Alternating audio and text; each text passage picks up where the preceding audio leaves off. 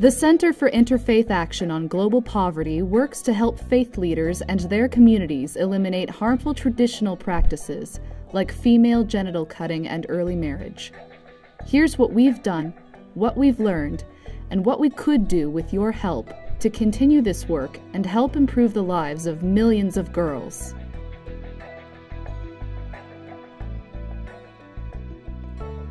In the past 18 months, we conducted over 2,000 interviews in Ethiopia and Nigeria.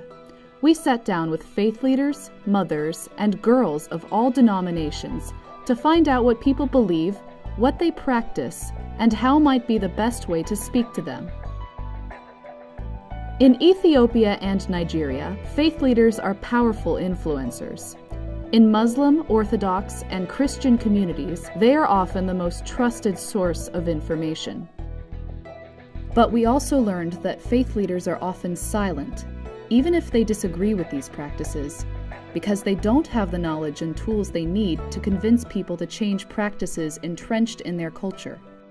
One priest in Edo State, Nigeria said, "In my culture, it is absurd for a girl not to be circumcised."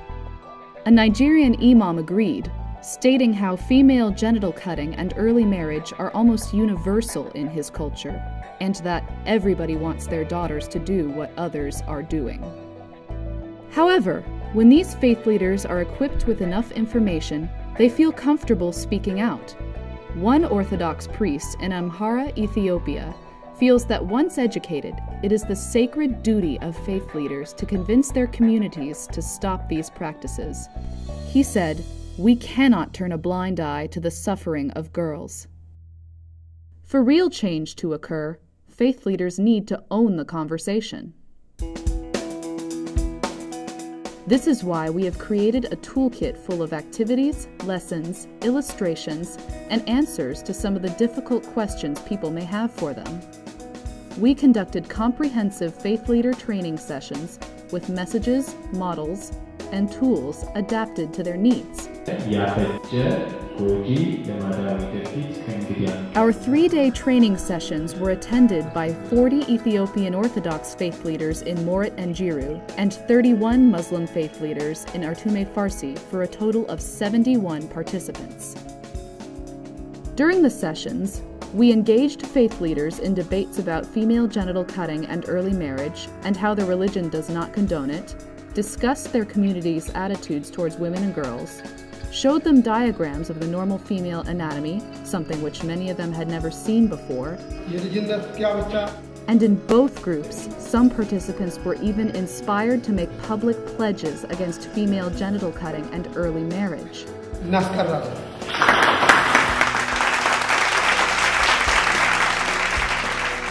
In one community, at the request of local faith leaders, we publicly unveiled billboards declaring their religion's stance against female genital cutting and early marriage.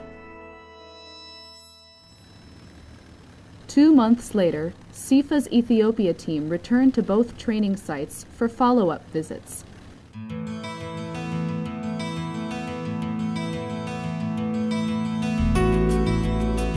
97% of our trainees had begun speaking to their communities in small group settings, some even at the congregational level.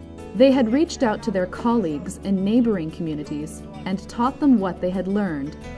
They discussed the negative effects of female genital cutting with traditional circumcisers and even made them promise to never cut another girl. As one of our Ethiopian Orthodox trainees said, "The teaching is spreading like wildfire."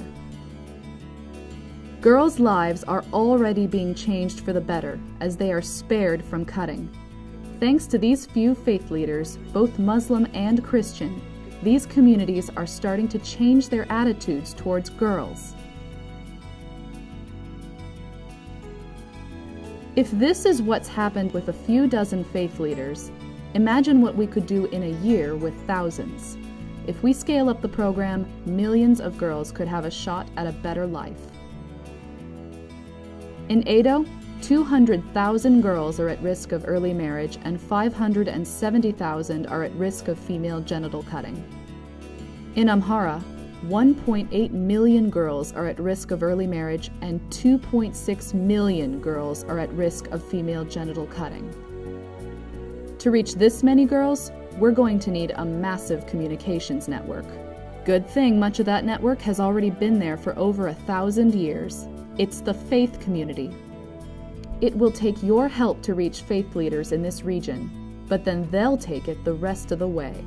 When faith leaders are committed to ending practices that hurt girls, girls thrive. And when girls thrive, communities thrive. Convince them to spread the word, and we can change the lives of millions.